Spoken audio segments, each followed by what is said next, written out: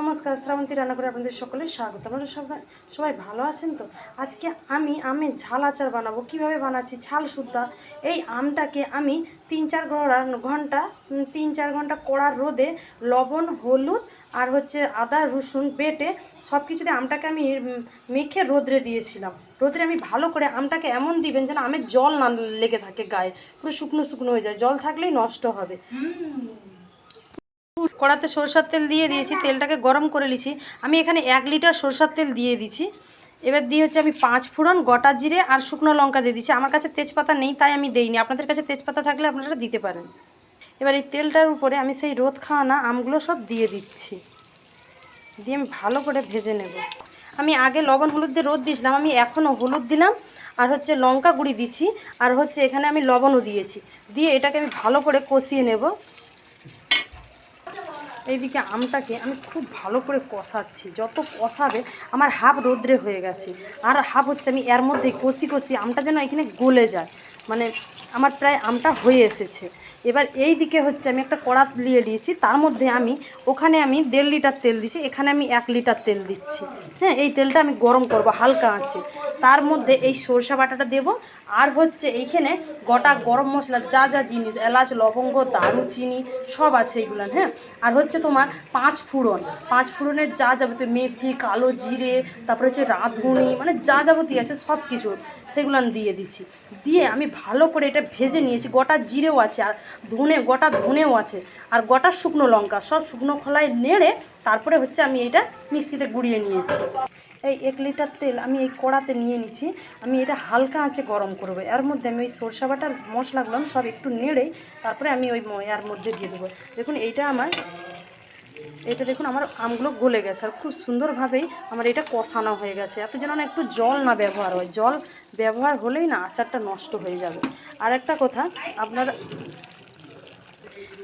এই আচারটা আপনারা সবাই একবার বানিয়ে দেখবেন, টক ঝাল, মানে খেতে এত ভালো। আর যারা মিষ্টি খায়, ধরো মানে কেউ যদি মনে করে মিষ্টি দিবে হালকা, আপনারা এখানে মিষ্টিও দিতে পারেন, তাও ভালো লাগবে যারা খায়। আর নাইলে যারা টক পছন্দ করে তাদের কাছে এই আচারটা খুব ভালো লাগবে। আর এই আচারটা হয়ে গেলে আপনারা কি করবেন, ঠান্ডা মানে পাখার বাতাসে দিয়ে দিবেন। পুরো ঠান্ডা হলে জারের মধ্যে, কাঁচের জারের মধ্যে ঢুকিয়ে আপনারা টানা 1 সপ্তাহ 1.5 সপ্তাহ মানে রোদ খাওয়াতে হবে। যদি বেশি রোদ হয় তাহলে 1 সপ্তাহ খাওয়ালেই হয়ে যাবে। আর মাঝে মাঝে আপনারা আচারটা খুলে খুলে রোদ দিবেন, তাহলে দেখবে বছরেও মানে আচার বছরেও কিচ্ছু হবে না, আচার নষ্টও হবে না। আপনারা কেউ যদি মানে বলছিলাম যে চিনি, এই যে আমি এই যে তেলটা হালকা আঁচে আমি গরম করতেছি, আপনারা চিনি কী করবেন, মিক্সিতে গুঁড়িয়ে নেবেন, তারপর এই তেলের মধ্যে দিবেন আর হালকা আঁচে গলবে। আর ওই ভেজে রাখা যে মশলা সরষা সব একসাথে দিয়ে তারপর ওই আচারের মধ্যে দিবেন।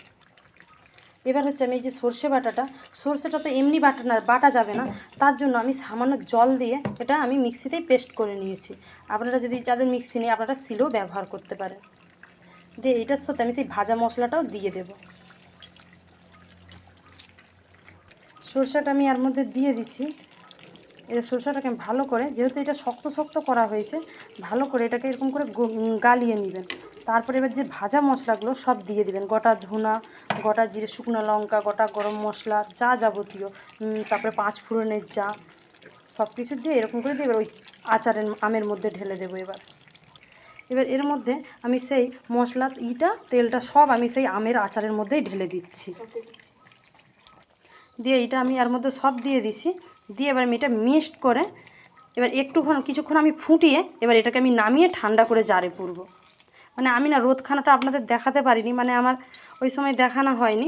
আপনারা কি করবেন, রোদটা কিন্তু ভালো করে, বারবার বলতেছি, রোদটা আমগুলো ভালো করে দিবেন। সকালবেলা আমগুলো কেটে নিবে রোদ দেখে, এবার কাটার পর লবণ হলুদ আর মাখিয়ে মানে আদা রসুন মাখিয়ে ভালো করে রোদ, আর লবণটা পরিমাণ কড়া দিবেন, কারণ আচার জিনিসটায় লবণ না হলে ভাল লাগবে না, লবণ আর ঝাল দিয়ে এবার এটাকে আমি নামিয়ে নেব।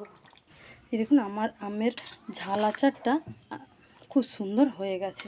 আর আচারটায় আপনারা তেলের পরিমাণটা একটু বেশি দিয়ে রাখবেন, তবে বছর বছর আচারটা ভালো থাকবে। আর ঘন ঘন আপনারা রোদ দিবেন। আর আমার যদি এরকম রেসিপি আপনাদের ভালো লেগে থাকে তাহলে আপনারা লাইক শেয়ার কমেন্ট করবেন। আপনারা সবাই ভালো থাকবেন, সুস্থ থাকবেন। নমস্কার।